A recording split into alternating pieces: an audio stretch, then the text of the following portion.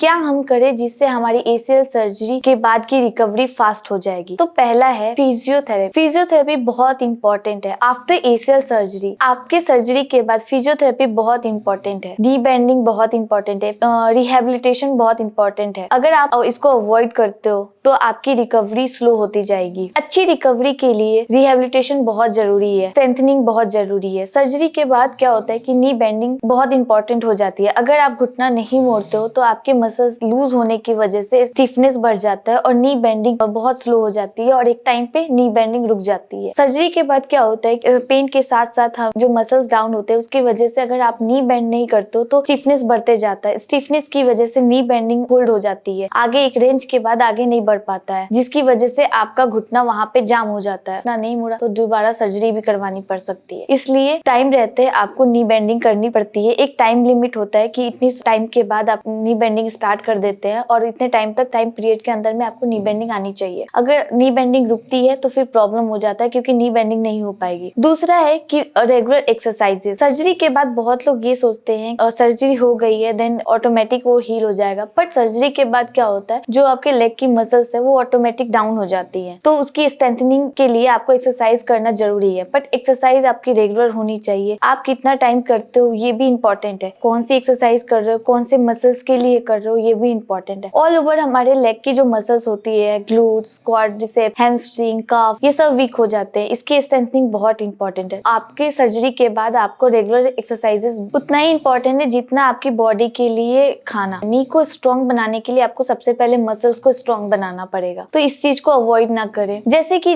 जरूरत से ज्यादा अगर हम पानी पी लेते हैं तो वो भी हमारे बॉडी के लिए हार्मफुल होता है, वैसे ही जरूरत से ज्यादा एक्सरसाइजेस भी करना हमारे मसल्स के लिए हार्मफुल है। एक्सरसाइजेस उतना ही करें जितना आपके फिजियो बोलते हैं। फोर्थ है कि डाइट क्या ले रहे हो आप। एक्सरसाइज के साथ साथ हमारे मसल्स को, हमारी बॉडी को प्रोटीन, कार्ब, फैट ये सब की भी नीड होती है। तो आप एक्सरसाइज के साथ साथ डाइट भी अच्छा रखोगे तो रिकवरी उतनी ही जल्दी आएगी। अगर आप बाहर का बहुत ज्यादा खा रहे हो तो उसको अवॉइड करनी पड़ेगी। आपको स्पाइसी ज्यादा नहीं खाना है, आप ज्यादा ऑयली खाना नहीं खाना है। उससे क्या होता है, ज्यादा ऑयली खाना और बाहर का ज्यादा अगर खाते हो आप तो उससे क्या होगा, कोलेस्ट्रॉल बढ़ेगा जो हमारी बॉडी के लिए बहुत हार्मफुल है। शुगर बहुत ज्यादा लेना भी हमारी बॉडी के लिए बहुत हार्मफुल है। अगर आप ये करते हो, डाइट, फिजियो रेगुलर करते हो, एक्सरसाइजेस करते हो तो आपकी रिकवरी बहुत ही अच्छी जाएगी। बहुत सारे लोग ऐसे हैं जो एक्सरसाइज तो करते हैं पर कौन सी एक्सरसाइजेस कब करनी है उन्हें ये नहीं पता रहता।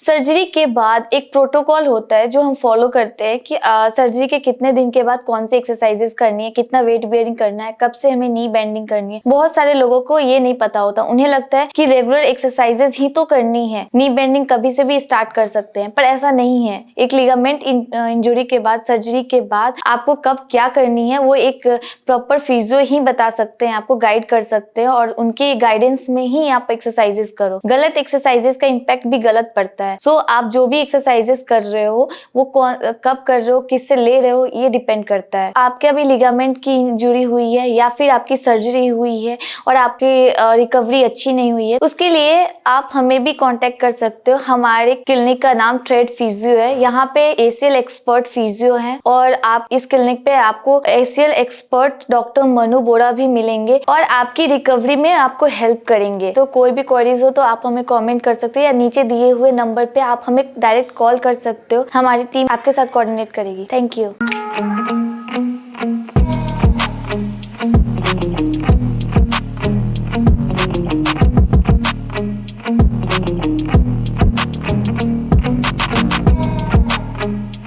Thank you.